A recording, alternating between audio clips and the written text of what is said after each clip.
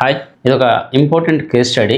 మీకు public mind ఎలా ఉంటుంది, చాలామంది వాళ్ళ యొక్క వెల్త్ని ఎలా డిస్ట్రాయ్ చేస్తారు, అనాలిసిస్ని ఎందుకు తక్కువగా చూస్తారు, నేను ఎందుకు రూడ్గా ఉంటాను, ఇవన్నీ కూడా ఈ వీడియోలో మీకు అర్థమవుతుంది. ఇక్కడ నేను చాలాసార్లు రిపీట్గా చెప్పినట్టుగా ఎవరి దగ్గర అయితే డబ్బులు ఉంటుందో వాళ్ళు చాలా వరకు అనలిస్ట్ని రెస్పెక్ట్ ఇవ్వరు, అనాలిసిస్ని వినరు. ఇది నేను చాలాసార్లు ప్రూవ్ కూడా చేశాను. నేను లాస్ట్ ఇయర్ ఒక పెద్ద ఇన్వెస్టర్ని కాంటాక్ట్ అవ్వడం జరిగింది. ఇతని పోర్ట్ఫోలియో ఆల్మోస్ట్ 100 CR ప్లస్ ఉంది. ఆయనకి నేను చాలా క్లియర్గా చెప్పాను, ఈ సంవత్సరం మీకు నిఫ్టీ అండ్ స్టాక్ మార్కెట్లో భారీ మొత్తంలో రిటర్న్స్ రాకపోవచ్చు, అండ్ యావరేజ్గా కొద్దిగా మార్కెట్ నెగిటివ్లో ఉండే అవకాశం ఉంది, కాబట్టి కొంత డైవర్సిఫికేషన్ అండ్ డిఫరెంట్ స్ట్రాటజీస్ అయితే అప్లై చేయాలని చెప్పడం జరిగింది. అండ్ మీరు నమ్మరు, నేను దానికి సిల్వర్ కొనుక్కోమని చెప్పడం జరిగింది. ఆ రోజు కేజీ సిల్వర్ 1,30,000 ఉంది. ఆ రేట్లో కొనుక్కోమని చెప్తే తను వాళ్ళ యొక్క అడ్వైజర్స్, అంటే ఎవరైతే ఇంటర్నల్ అడ్వైజర్స్ ఉంటారో వాళ్ళు అడిగితే మేము కమోడిటీలో ఇన్వెస్ట్మెంట్ చేయమండి అని చెప్పి రూడ్గా మాట్లాడారు. ఆ తర్వాత సిల్వర్ ఒకేసారి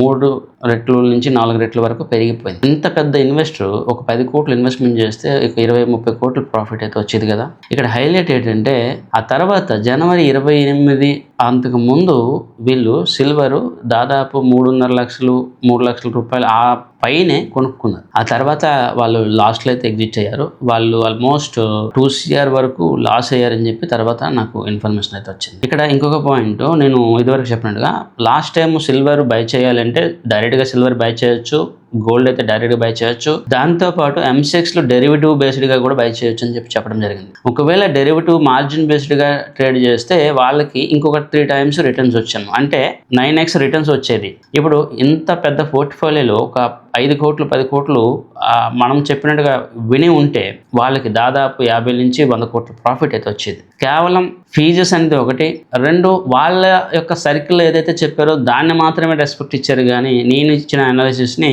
పక్కకు తోసేశారు. అంటే మీరు నమ్మవలసింది ఏంటంటే చాలా మంది యొక్క మైండ్ సెట్ ఇలానే ఉంటుంది. రూడ్గా డబ్బు ఉండేటప్పుడు చాలా దీనిగా చూస్తారు అనలిస్టులని. నేను కొన్ని వందల మంది ఇదే పరిస్థితుల్లో చూస్తూ ఉన్నాను. అండ్ వీళ్ళే కాదు, గత 5-6 నుంచి అంతకు ముందు నుంచి కూడా నేను చాలా మందితో ట్రావెల్ చేస్తూ ఉన్నాను. చేతిలో డబ్బు ఉంటే అనలిస్ట్ని మాట వినరు. నేను ఎక్కువగా బాధపడేది ఎక్కడ, మాకు ఫీజెస్ రాలేదో లేకపోతే బిజినెస్ మిస్ అయిందో ఇవన్నీ పక్కన పెడితే ఇంత పెద్ద మొత్తంలో ఇన్వెస్ట్మెంట్ చేసేటప్పుడు ఎంత జాగ్రత్తగా ఉండాలి.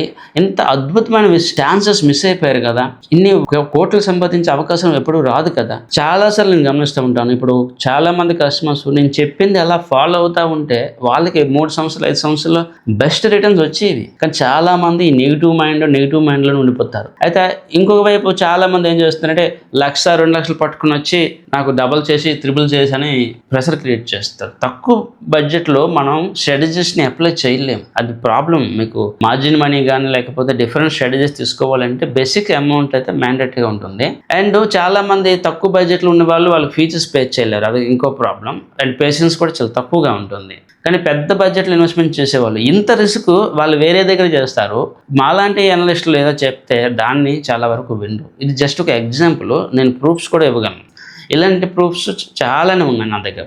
ప్రాబ్లం ఎప్పుడు కూడా అనలిస్ట్ కాదు. ప్రాబ్లం ఎప్పుడైనా కూడా కస్టమర్స్, వాళ్ళ యొక్క మైండ్ సెట్ అండ్ వాళ్ళ దగ్గర చుట్టుపక్కల ఎవరైతే ఉంటారో బ్యాడ్ అడ్వైజర్స్ వాళ్ళు అనమాట. నేను రిపీటెడ్గా చెప్తే చాలామందికి తప్పుగా అనిపిస్తుంది, కానీ ఇదే వాస్తవం. ఎప్పుడైనా కూడా మీ చుట్టుపక్కల మంచి వాళ్ళని పెట్టుకోండి, ఎక్స్పర్ట్స్ని పెట్టుకోండి. ఈరోజు అందరూ కూడా అనలిస్టులుగా లేకపోతే అడ్వైజర్లుగా ఫీల్ అయిపోతారు, కానీ ట్రెండ్ని అర్థం చేసుకుని చెప్పగలిగేవాడే అనలిస్ట్. గోల్డ్ కొనమని చెప్పి ప్రతివాడు చెప్పేస్తాడు, ఎగ్జిట్ ఎవడిస్తాడు, ట్రెండ్ ఎవరు చెప్తారు, అది మీరు గమనించాలి. అనలిస్ట్ అనేది అది ఒక వేరే రోల్ ఉంది, అనలిస్ట్ జాబ్ వేరే ఉంది, వాళ్ళని మనం వేరేగా చూడాలని చెప్తేనే మీకు బాగుంటుంది. కానీ మార్కెట్లో పరిస్థితి ఏంటంటే ఎప్పుడు కూడా నా డబ్బు నా ఇష్టం, ఈ డబ్బులు పోయినా కూడా పర్వాలేదు, అనలిస్ట్ ఫీజెస్ ఇవ్వము లేకపోతే అనలిస్ట్ మాట వినము అని నెగిటివ్ మైండ్ మార్కెట్లో చాలా ఉంది.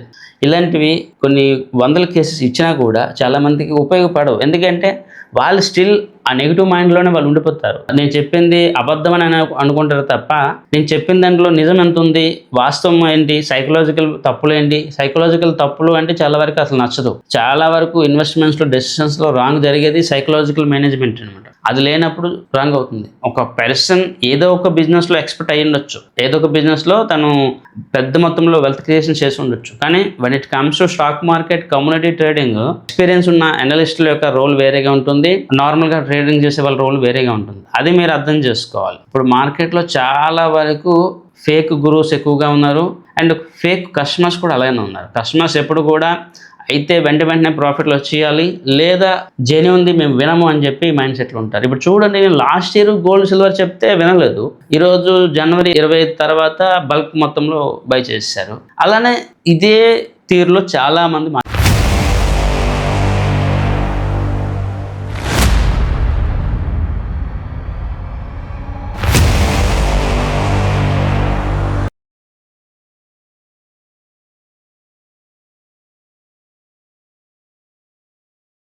మార్కెట్లో ఉన్నారు.